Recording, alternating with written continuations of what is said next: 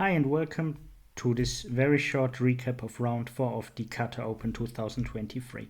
In this recap, I want to do some things slightly differently. So we are going to take a look at two very instructive games, and the position you can see here is or was played between Rohit, an international master from India, and Lee, an international master from South Korea.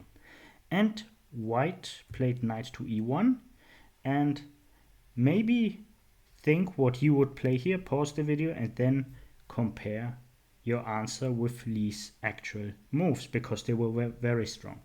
Lee played very aggressively here, f5, and White already committed a serious blunder, which costed him the game here, basically, because now, as you can see, the e-pawn is a little bit weak, because after f takes e4, there's rook takes f1 check, and now the bishop wants to guard the pawn, so king takes f1, and then came knight to g4 with a devastating threat of checking on e3 and forking king and queen, but also checking on h2 and winning a pawn. So White just played king g1, then followed knight to e3, and also notice this bishop on g2 is attacked, the queen is attacked, but also this pawn on e4 is very weak, but there's actually no way to protect it because the knights are covering all these squares from which the queen would protect it. So queen c1 played, knight takes g2, king takes g2, knight takes e4, queen e3, and after the moves queen f8, rook to d1, bishop h3 check, White decided to resign, so let's see why. If the king took on h3, then simply knight f2 check, winning the rook for the sacrificed bishop. So this was the first game. Now let's go to the second game. And this game lasted only 20 moves. And this was played between two Indian international masters, and I can't pronounce their names, so yeah, I will try it. It's Shuyam Nikhil against Manish. Okay, black is a little bit easier to pronounce. So White played d4, knight f6, knight f3, looks calm, d5, c4, e6, e3, and c5. And actually, I don't know what the name of this opening would be.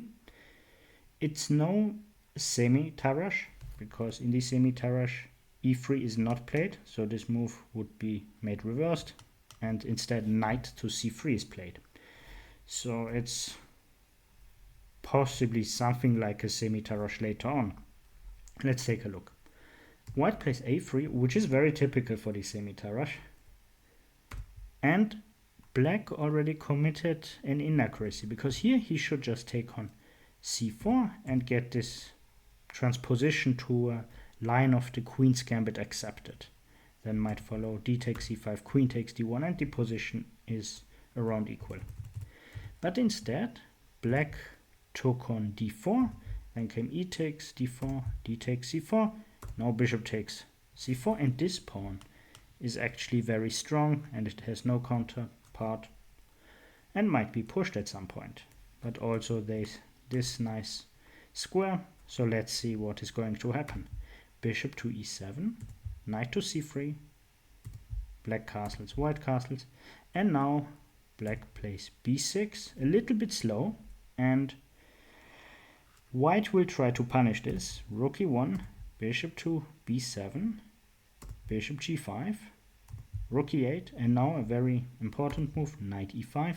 And this is very typical for these structures with an isolated queen's pawn. Knight e5, bishop g5, bishop c4, maybe bishop d3 a little bit more common, and then drop back with the bishop and get the queen to d3 and threaten checkmate. But in this position, it's absolutely fine to have the bishop on c4. a6 played, and now try to find the winning move. Pause the video, let me know in the comment section what you think the winning move is, and then restart the video. So here came the brilliant move, knight takes f7.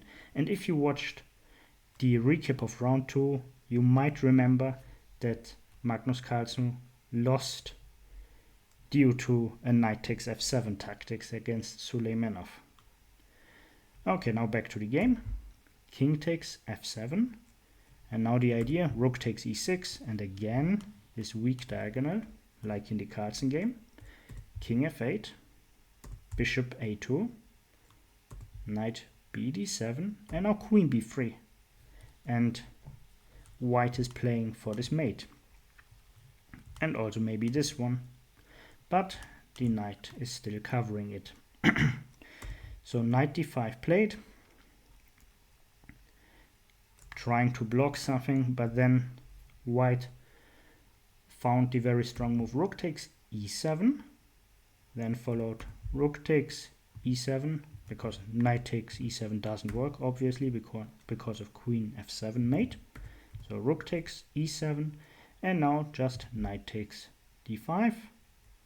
And black tried some moves, but the position is completely lost. So rook e1 check, rook takes e1, queen takes g5. But after knight f4, black decided to resign. There's this threat of this check winning the queen, but also this mate, because the rook is covering the e file. As always, I hope you like this video and the games, and let me know which kind of videos you want to see more. This in-depth coverage of the Qatar Open or this short format. See you.